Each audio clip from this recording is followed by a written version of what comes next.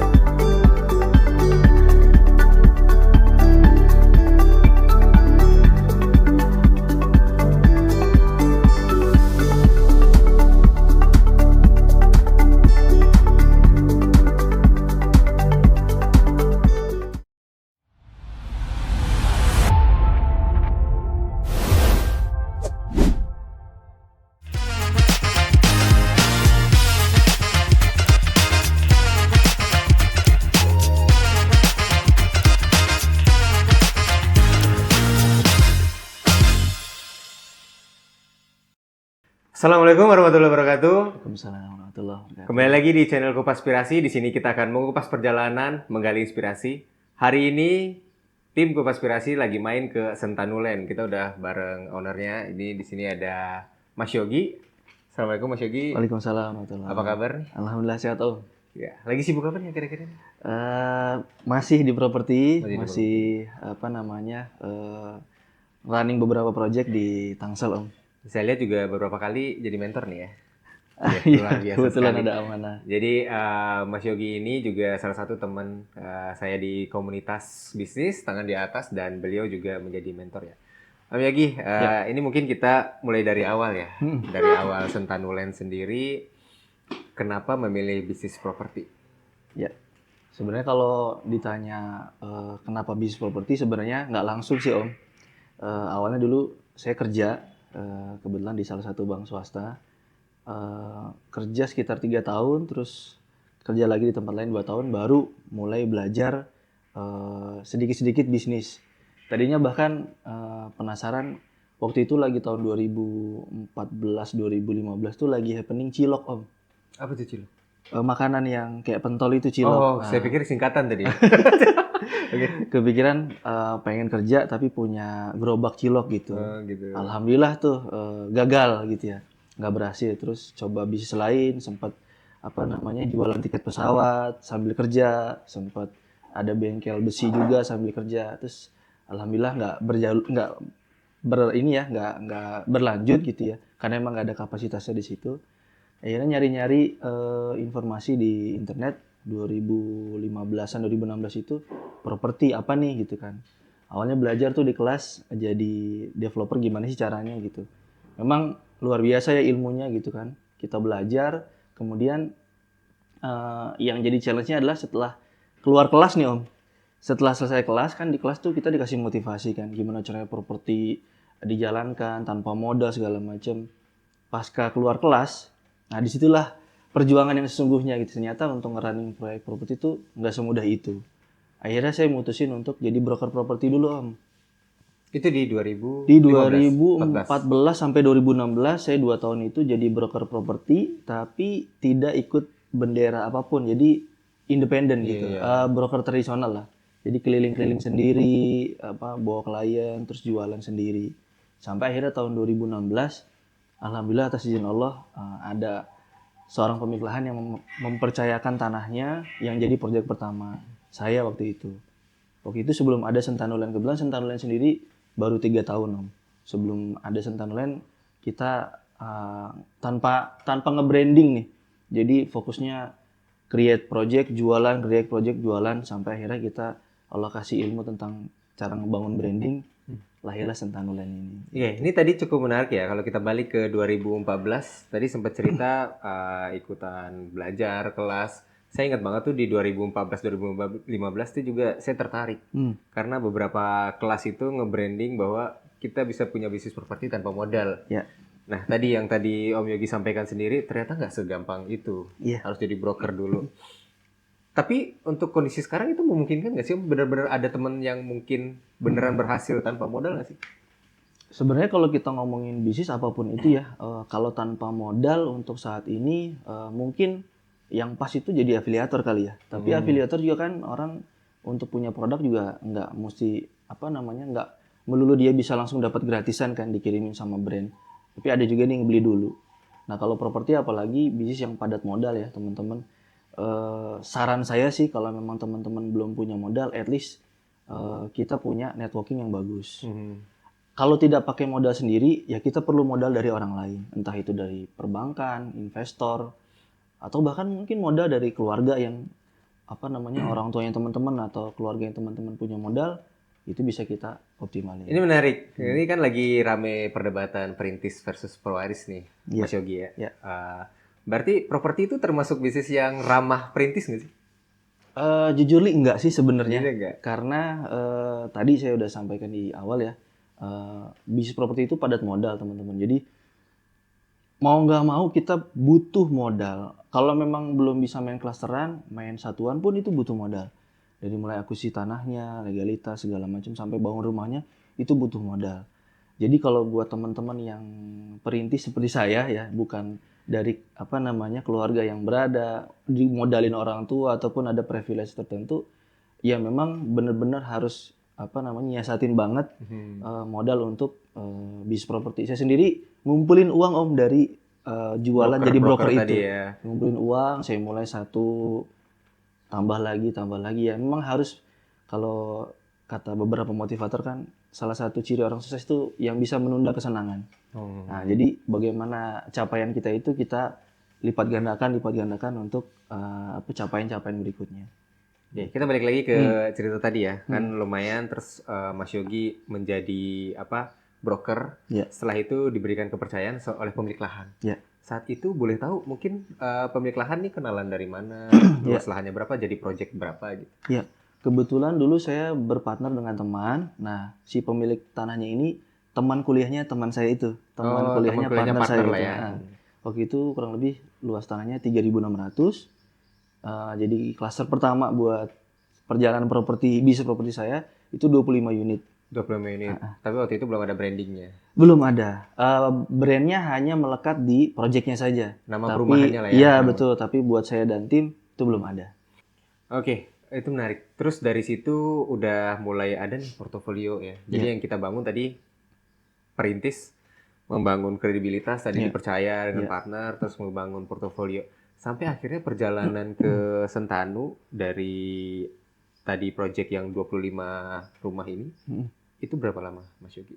Iya, kalau untuk project pertama itu di 2017 sampai sekarang berarti kita sudah sekitar 8 tahunan ya di bisnis properti. Sentanunya sendiri baru 3 tahun. Jadi 5 tahun itu saya tanpa nge-branding. Masih dengan partner yang tadi tuh? Oh enggak, itu di project pertama aja. Selebihnya sendiri. Dan mainnya itu cluster juga atau main satuan gitu? Iya, kebetulan untuk project properti sendiri kalau saya cluster itu hanya 2 titik di 2017 awal, kemudian di 2020 pas Covid. Nah, pasca Covid kita belum punya project yang clusteran lagi, tapi kita main di beauty home, yaitu rumah-rumah satuan. Jadi kita buka project di kawasannya Sinarmas Land. Kita beli kafling, kita desain, bangun, dan kita jual. Jadi ada beberapa titik, misalnya ada yang 2 unit sekaligus, ada yang satu, jadi sekali jalan bisa beberapa lokasi. Gitu. Nah ini kan terkait dengan strategi ya, strategi kapasitas kita saat ini punya lahannya berapa, bisa mengakuisisi berapa gitu. Ada ini nggak sih Mas Yogi, perbedaan ngejual rumah satuan dengan klaster tuh challenge-nya ada perbedaan nggak? Iya, pasti ada perbedaan ya. Jadi kalau kita bangun rumah satuan, pasti persiapannya itu lebih simpel, lebih cepat dari sisi waktu. Kalau klaster kan kita dari mulai beli tanahnya, ada proses pemecahan sertifikat, perizinan, kalaupun harus bikin set plan itu takes time lagi. Tapi kalau kita beli kafling, kita bisa langsung gas. Kenapa? Karena fasos-fasumnya itu sudah jadi. Jalan, gorong-gorong, gate itu udah ada. Jadi kita fokus sama kaflingnya aja, fokus untuk ngedesain, cepat ngebangun, cepat ngejual. Gitu. Sekarang Sentanu Land sendiri fokusnya masih tetap di satuan atau udah masuk ke klaster lagi? Iya, di 2,5 tahun terakhir ini kita memang sekitar 12 unit itu satuan, tapi kita lagi prepare mau buka klaster lagi sih. Gitu. Di tahun ini rencananya? Insya Allah mohon doanya. Semoga lancar ya. Amin. Nah, Mas Yogi, bisnis properti ya itu kan terkait dengan tanah legal dan segala macam. Dari sisi perizinan tadi udah sempat disinggung dikit ya. Klaster sama yang satuan tuh bedanya kan di klaster jauh lebih panjang, ada pemecahan sertifikat dan segala macam. Terkait dengan di luar dari izin juga, masalah kan juga kadang ada dari lingkungan ya. Masyarakat sekitar yang ngerasa mungkin perlu ada, kita nggak bisa tutup mata ini sering terjadi ya, misalnya minta jatah inilah atau gitu. Itu gimana Mas Yogi? Sering nemuin itu dan gimana cara ngadepinnya? Iya, karena memang di Indonesia mungkin jadi rahasia umum ya, yang namanya ada kegiatan bisnis pasti ada orang yang ingin terlibat lah atau ingin dapat sesuatu. Jadi kita tetap menghormati karena kita kan tamu ya yang hadir di situ, di mana di situ udah ada komunitas ataupun ada lingkungan yang sudah ada.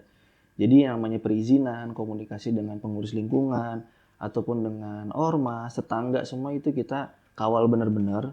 Jangan sampai niat baik kita itu jadi salah penerimaan dari lingkungan ataupun warga di sekitar. Jadi mulai kita datangi dari RT RW-nya, kemudian atau ketua klasternya kalau kita beli tanah di dalam klaster. Nah, kemudian keamanan segala macam itu kita jaga juga. Kalau memang ada sesuatu yang memang perlu untuk kita keluarkan, cost yang bentuknya adalah kontribusi untuk lingkungan, alhamdulillah selama ini kita nggak ada masalah. Kita kawal itu, bahkan kalau boleh cerita dikit, Om Iman, di beberapa proyek kita itu kita tidak diminta, tapi kita malah mengeluarkan. Jadi kayak misalnya kita lihat di depan proyek kita tuh jalannya bolong-bolong. Gitu. Kita aspal dari ujung sampai ujung tanpa diminta. Jadi kita mau menservis bukan cuma customer kita, tapi kita mau servis orang-orang yang terlibat di sekitaran kita. Ya mudah-mudahan jadi amal jariah juga buat Sentanu. Menjadi jariah dan manfaat buat lingkungan ya. Betul. Iya, luar biasa. Kita balik lagi ke cerita tadi, berarti kan Sentanu Land udah jalan 3 tahun nih. Ya. Kalau nggak salah dulu namanya belum Sentanu, Alam Sentanu ya. Dulu mungkin namanya, boleh cerita dikit Mas Yogi dari filosofi dan kenapa jadi rebranding ke Sentanu. Betul. Sebelumnya nama Alam Sentanu sendiri itu datang dari istri ya, karena kebetulan saya istilahnya couple-planner ya, berdua sama istri jalanin usaha. Ada usulan dari beliau Alam Sentanu ya. Kemudian sambil berjalan ternyata kita dapat rezeki dari Allah, dapat ilmu tentang branding.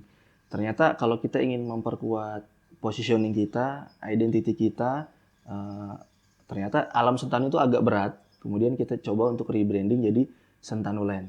Tetap nama Sentanunya kita bawa sebagai ciri khasnya bisnis properti kita gitu. Boleh cerita dikit, mungkin kita kupas dikit masalah branding ya, Mas Yogi ya. Kenapa Alam Sentanu berat dari perspektifnya Mas Yogi dan istri? Ya, kita kan kebetulan juga ada ini ya, Om Imam ada konsultan untuk manajemen. Jadi dapat arahan juga, dapat masukan dari beliau. Kalau kita mau ngebangun brand itu ada yang istilahnya tonality, ada yang istilahnya cara spelling si brandnya segala macam. Alam Sentanu itu awalnya kita ngerasa nggak ada masalah, tapi ketika kita banyak belajar, oh ternyata kita bisa bikin itu lebih simple, lebih enak didengar, lebih ringan, tapi dia bisa kuat gitu kita bangun brand story-nya. Akhirnya tadinya sempat mau ganti nama segala macam, cuman kita mikir kenapa nggak kita switch aja yang tadinya alam yang menggambarkan bumi, kita pilih jadi land, karena kan kebanyakan memang bisnis properti itu tadi ya terkait dengan tanah gitu kan. Akhirnya kita pilih land, kemudian Sentanunya tetap kita bawa gitu ya. Dengan tagline Crafting Your Journey, kita berharap Sentanu Land ini bisa membersamai, bisa membantu untuk merangkai setiap perjalanan para customer ataupun masyarakat yang memang hampir setiap kita itu sedang merangkai perjalanan dalam kehidupan kita ya. Nah, memiliki rumah itu juga bagian dari perjalanan kehidupan kita. Nah, kita pengen ada dan menjadi bagian dari journey-nya setiap orang yang memang nanti pada akhirnya bisa bersama dengan kita membeli produk kita dan bisa kita servis mereka. Gitu sih. Oke. Di sosial media nih ya, saya suka lihat di Sentanulen ini selalu bilang bahwa rumah itu bukan cuma mengenai hunian, tapi mengenai rasa aman dan tenang. Betul. Itu filosofi dari mana Mas Yogi? Mungkin boleh diceritakan, terus implementasinya ke setiap produknya Sentanu itu seperti apa? Ya, sebenarnya berawal dari proyek pertama kita di tahun 2000, proyek pertama Sentanulen ya, di 2023 ya waktu itu. 2023 itu pertama kali saya bikin rumah yang mengusung konsep Bali. Ini unik pertama kali, sebelumnya belum pernah. Karena biasanya saya bikin rumah tuh yang ngikutin yang tren minimalis segala macam. Kepikiran pengen sesuatu yang beda gitu, akhirnya kita bikin rumah motif bergaya Bali gitu ya, tropis Bali. Dan itu cuma satu lantai, rumah satu lantai.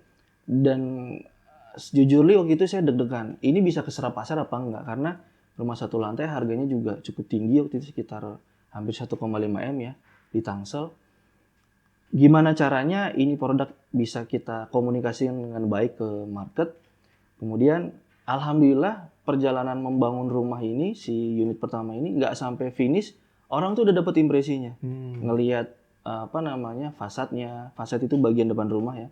Ngelihat layout rumahnya, ini nggak biasa karena memang jujur saya sama istri itu kalau ngebangun atau create produk itu masih pakai emosi nih. Mungkin ini ada plus minusnya juga.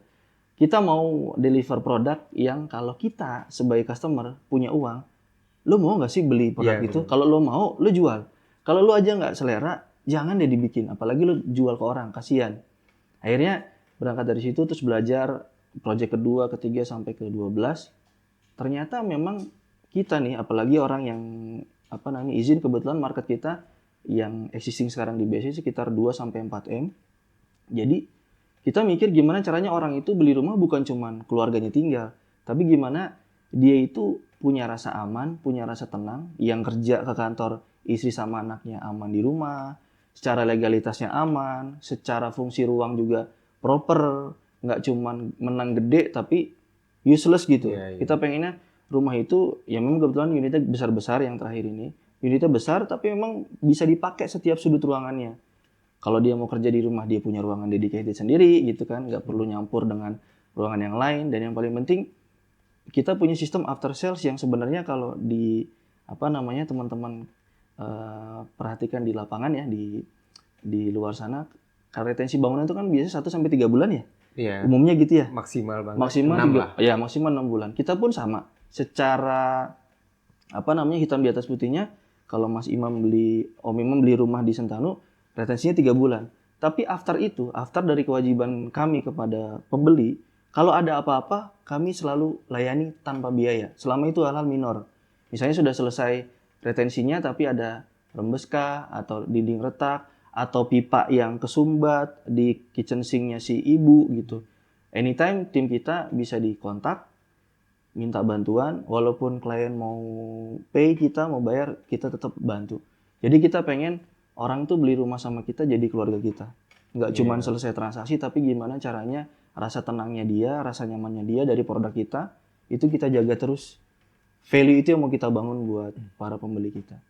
Iya, luar biasa ya. Jadi beli rumah di Sentanu insya Allah aman ya. Insya Allah. Nah, Mas Yogi, saya lihat sih beberapa project Sentanulen tuh kayak punya gaya desain tuh yang cukup menarik ya.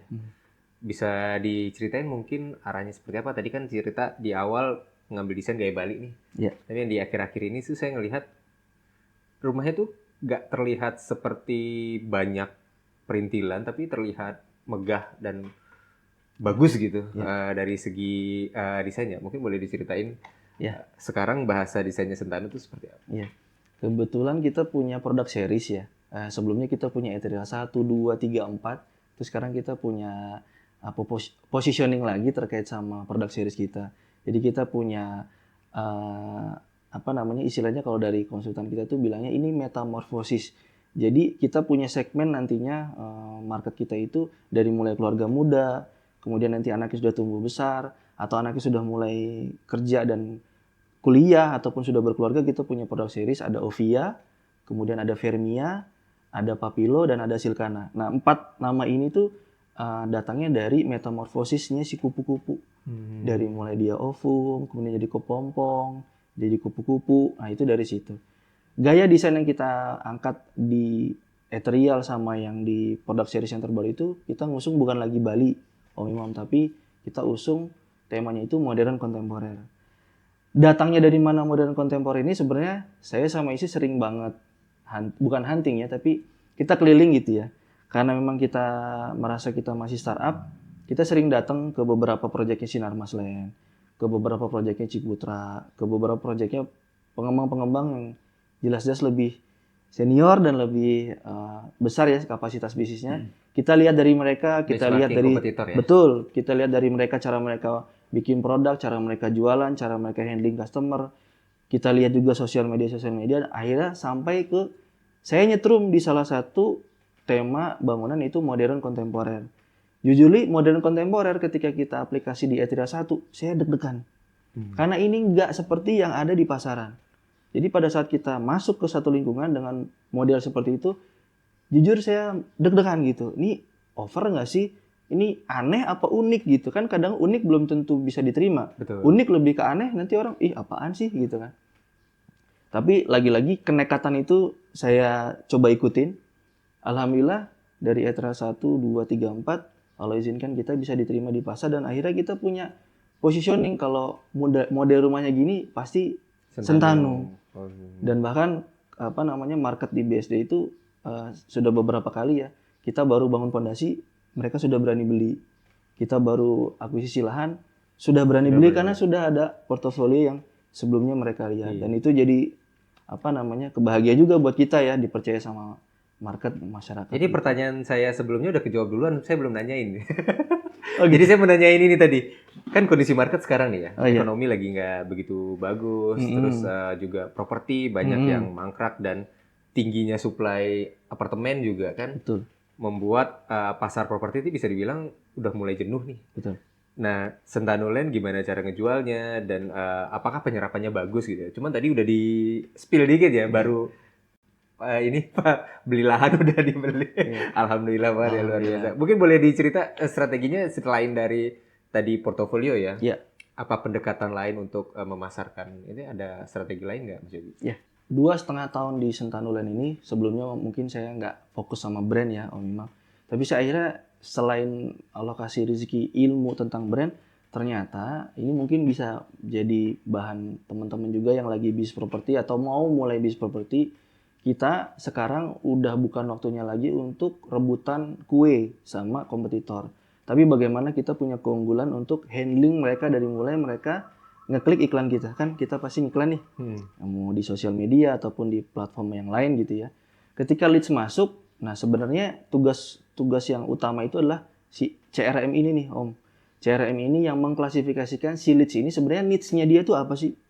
Nah dari situ sebenarnya kita bisa mengkapitalkan lagi bisnis kita itu digedein lagi karena kita bisa create produk by demand. Itu mungkin baru 6 bulan terakhir saya ngerti kayak gitu. Tapi sebelumnya gimana cara jualnya sebenarnya kita fokusnya sama story. Kita bikin story, kita bikin cerita setiap produk kita. Pada saat rumahnya dibangun kita sampein ke ke follower kita di sosmed ataupun kita ngiklan gitu ya. Brand story kita. Story produk kita sebenarnya ini rumah untuk siapa. Jadi kita nggak mau lagi memaksa setiap orang yang ngelihat produk kita harus beli. Gitu. Secara unitnya Sentanu kan sedikit gitu ya. Di bawah 50 bahkan di bawah 20 gitu ya sekali running. Nah, dari situ kita belajar kita perlu leads yang tepat, leads yang berkualitas. Akhirnya kita kuatin di story-nya, kuatin di kontennya. Alhamdulillah Allah titipkan saya anak-anak yang teman-teman atau staff saya yang baik-baik, yang bisa kerja, yang bisa diarahkan dan mereka juga secara ide luar biasa ya. Ada aja ide-ide yang bikin konten tuh ngehook, ada aja ide-ide yang bisa bikin apa yang saya create dari sisi R&D produknya ini bisa di-deliver dengan bahasa yang orang bisa terima.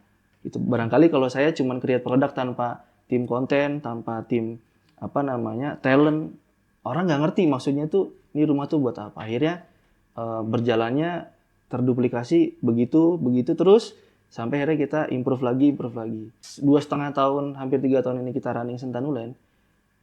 Uniknya data yang kita punya dari 10 unit yang sudah terjual, cuman 1 klien yang beli rumah pertama. Selebihnya 9 orang lainnya itu membeli rumah kedua, bukan berarti rumah pertamanya dijual, tapi dia emang ingin scale up, ingin upgrade karena anaknya sudah besar-besar, butuh kamar yang sendiri-sendiri, ada anak yang 3, ada perempuan laki-laki perlu dipisah. Ya akhirnya produk kita bisa diterima sama pasar karena emang kebutuhan mereka, needs mereka ada di situ. Akhirnya berjodoh lah gitu. Ya, berarti secara segmentasi sekarang udah jelas ya. Ya. Memang nggak ngerebutin pasar orang yang mencari hunian pertama. Betul. Ini juga tadi jadi key takeaway ya buat teman-teman. Udah nggak zamannya lagi kita rebutan pasar ya. Ya. Segimana kita bisa ngebentuk segmentasi kita sesuai dengan kebutuhan dengan customer kita. Betul. Mas Yogi, ini geser sedikit nih. Siap. Banyak juga boleh. Sekarang kan rame ini ya, properti syariah.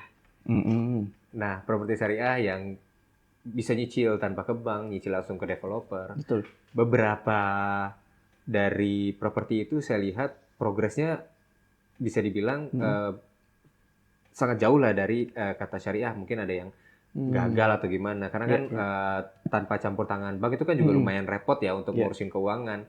Kita menagih customer kayak gitu-gitu. Masih relevan nggak sih Mas Yogi dari sudut pandang Mas Yogi itu untuk bikin properti dengan pembayaran syariah, dan apakah Sentanu juga menerapkan itu?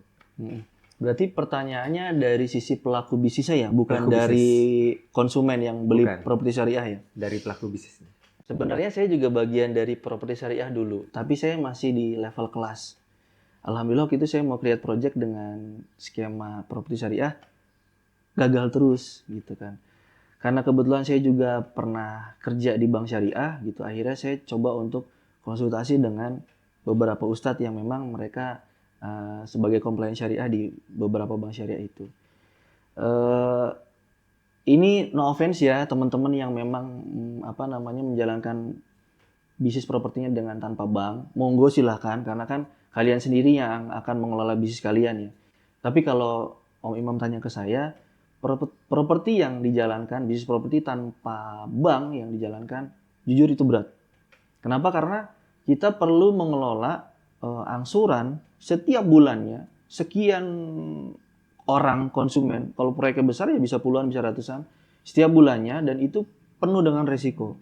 Sedangkan tanah yang kita kelola itu harus dibayar, dibeli gitu kan. Kecuali kalau emang teman-teman secara kapasitas modalnya kuat gitu ya, nggak ada masalah. Tapi kalau teman-teman beli sama orang yang termin, kemudian membangun rumah juga kan perlu cost juga.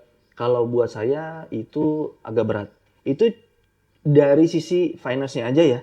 Tapi kalau dari sisi prinsipnya properti syariah kan izin nih teman-teman yang ada di properti syariah kan selalu mengkampen bahwa ini tanpa riba, tanpa sita, tanpa denda. Ya terus kemudian label properti syariah kalau menurut saya itu cukup berat ya pertanggungjawabannya. Kalau saya lebih memilih menjalankan properti saya dengan bank syariah. Yang saya pilih seperti itu. Tapi setiap detail bisnis kami, muamalah kami, itu baik kami ke tim, kami ke pemilik tanah, kami ke kontraktor yang menjadi vendor kami ke konsumen, bahkan kami ke broker, ke pihak notaris, semua itu syar'i. Syar'inya itu di mana? Syar'inya apa yang menjadi kewajiban kami dan menjadi hak mereka, ya dipenuhi. Kewajiban kami apa? Menyediakan produknya yang seperti yang kami tawarkan di brosur misalnya. Haknya konsumen apa? Mendapatkan rumah sesuai dengan yang kami tawarkan kan. Kalau ada garansi, ya kita penuhi garansinya. Kalau perlu lebih dari itu untuk menjaga mereka. Biasanya orang kalau udah beli rumah, nanti ada retensinya selesai, kemudian ada masalah di rumah, mereka bingung mau manggil tukang dari mana. Sedangkan kita kan memang orang yang ada di situ gitu kan. Kenapa nggak kita bantu? Itu kan udah levelnya sudah melompati kan ya. Bahkan tanpa branding. Betul. Betul. Jadi kalau menurut saya buat teman-teman yang baru mulai ataupun yang sudah eksis, properti syariah saya tidak mau masuk ke ranah itu benar atau salah, tapi saya pengen menggarisbawahi bahwa bersyariahlah dalam muamalahnya. Bersyariah Gitu. dalam muamalah. Jangan melabeli bisnis kita dengan syariah, tapi kita sendiri pada saat detail pelaksanaannya jauh dari kata-kata syariah.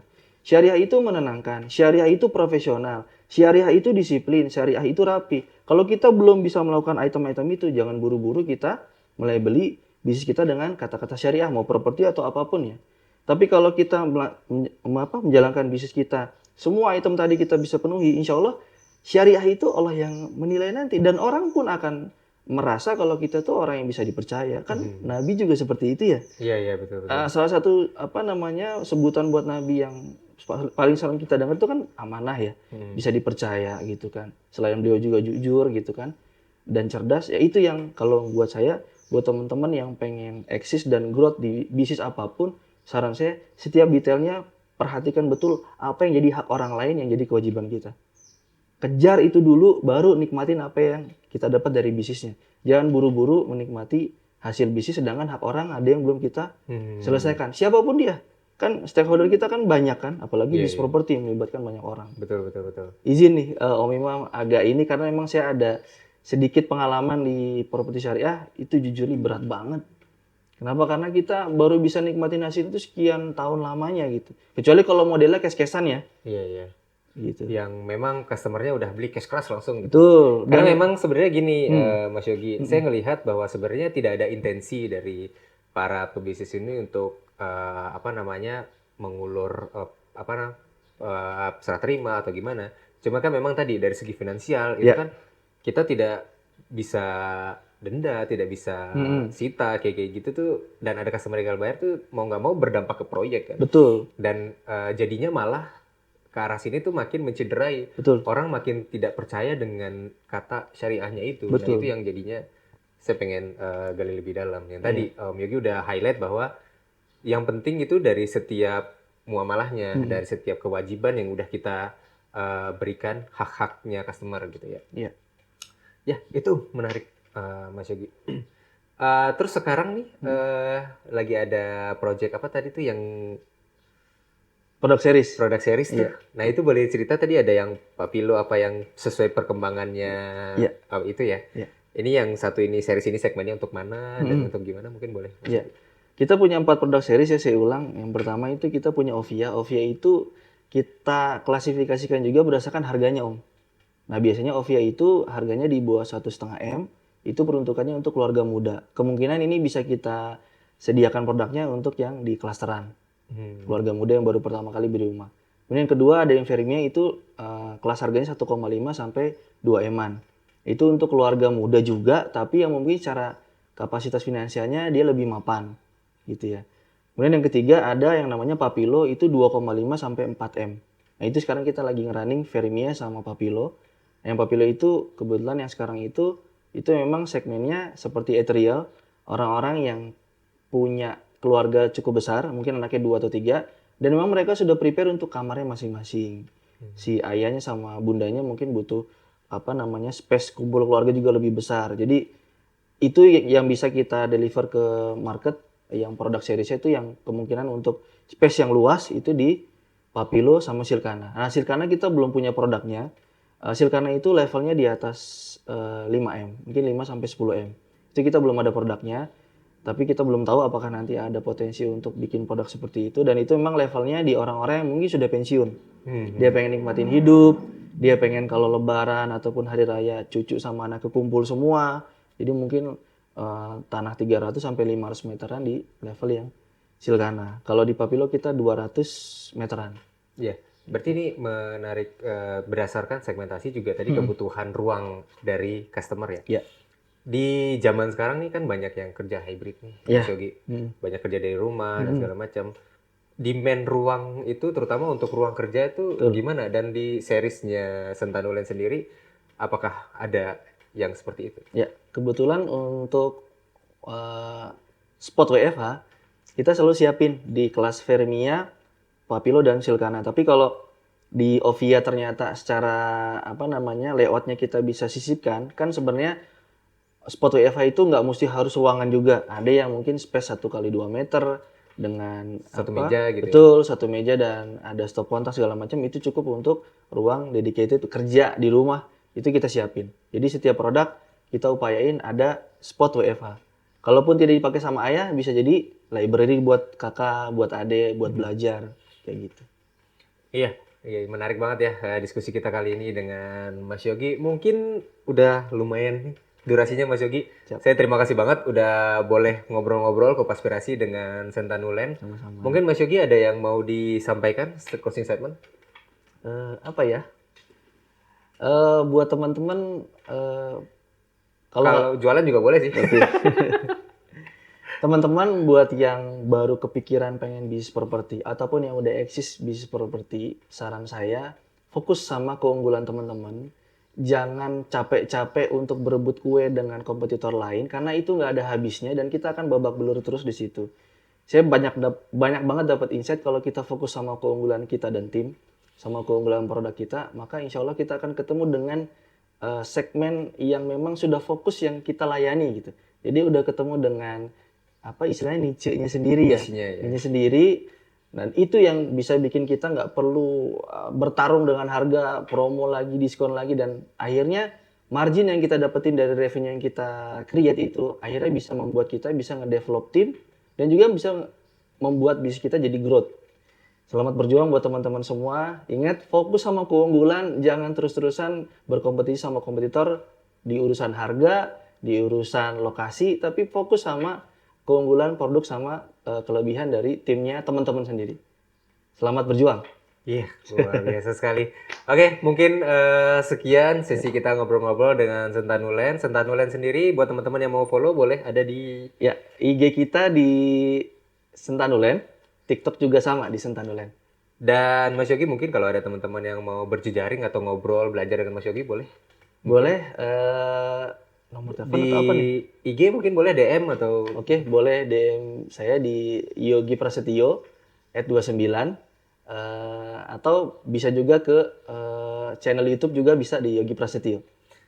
Oke, luar biasa. Terima kasih banyak Mas Yogi. Mohon maaf nih teman-teman kalau misalnya ada salah-salah kata dan Sama-sama, mohon saya maaf Mas juga. Yogi salah-salah kata. Ya, Semoga insight kali ini menjadi inspirasi buat teman-teman dan bermanfaat. Ilmunya Mas Yogi juga menjadi jariah buat Mas Yogi ya. Amin, amin. Saya Makasih tutup, banyak, Om Iman. saya sudahi. Assalamualaikum warahmatullahi wabarakatuh. Waalaikumsalam warahmatullahi wabarakatuh.